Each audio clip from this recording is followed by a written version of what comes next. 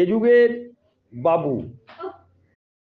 একদিন স্বর্গের দেবরাজ ইন্দ্র নারদদেবকে বললেন, আপনি আমাকে মর্তের আধুনিক যুগের বাবুদের সম্বন্ধে গল্প বলবেন বলেছিলেন, এখন বলুন।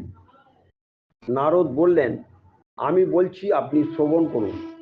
হে দেব, যে ব্যক্তি নিজে সমস্ত ভোগ করে অপরকে বঞ্চিত করবেন, অতি সন্তর্পণে তার পকেট কাটবেন, সদা সর্বদা চালাকি বুদ্ধির আশ্রয় লইবেন, তিনি বাবু নামে আখ্যাত হবেন।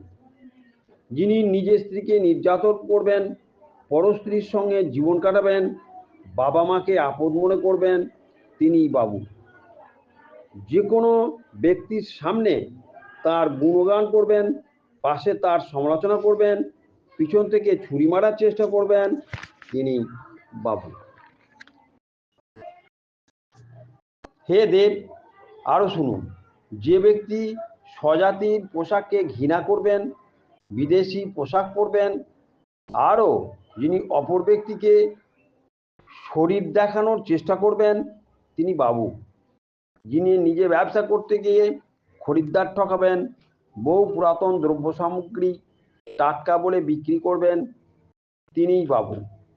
হে পরমাধম্য, এখন আবার এক শ্রেণীর মানুষ আছেন যারা নিজ গৃহে জল খাবেন, বন্ধুর বাড়িতে গিয়ে মদ খাবেন, 60 বছর বয়সে বৃদ্ধ হয়েও তিনি চুলে কলপ করবেন, হাতে 10 আঙুলে যিনি নকল আংটি পরে ধনী ব্যক্তির ভাব দেখাবেন, তিনি ভাবুক।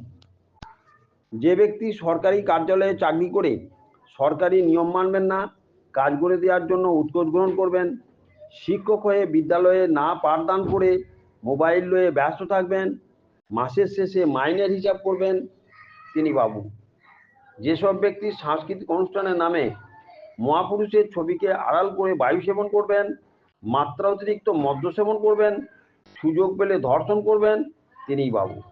যেসব ব্যক্তি মানুষের কথা না ভেবে পরিবেশ দূষণ করবেন, ডাক্তারি ডিগ্রি না থাকা সত্ত্বেও ভুয়ো ডাক্তার হয়ে মানুষ মারবেন, বিশ্ববিদ্যালয়ের পিএইচডি ডিগ্রি না থাকা সত্ত্বেও নামের পাশে পিএইচডি লিখবেন, তারাই বাবু।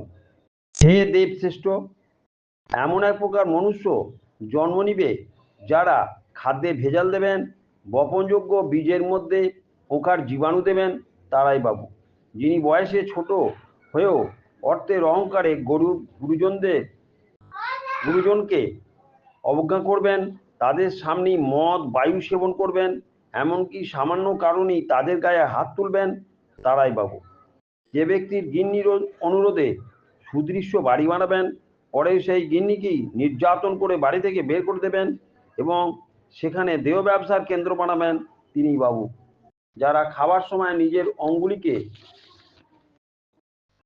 ঘৃণা করে কাঁটা চামচ দিয়ে খাবেন, স্বজাতির খাবার বর্জন করবেন, শেষে জলপানের বদলে মদ্যপান করে বাড়ি ফিরবেন, তিনিই বাবু। যারা চাকরি দেবার নামে ঘুষ নেবেন, পরে সেই চাকরি প্রার্থী চাকরি হারাবেন, তিনিই বাবু। আর বলি, যিনি ক্ষমতার বাইরে ঋণ করবেন, উত্তমর্ণের কাছে গলা ধাক্কা খাবেন, তিনিই বাবু। হে দেবধীপ, আরও এক শ্রেণীর বাবু জন্মাইবে যারা সরকারি কাজের নামে টাকা তাজরুপ করবেন, সরকারি সম্পত্তি ধ্বংস করবেন, তিনিই বাবু। নারদ বলেন, হে প্রভু, আজ এই পর্যন্তই, পরে বাবুর গুণকীর্তন করব।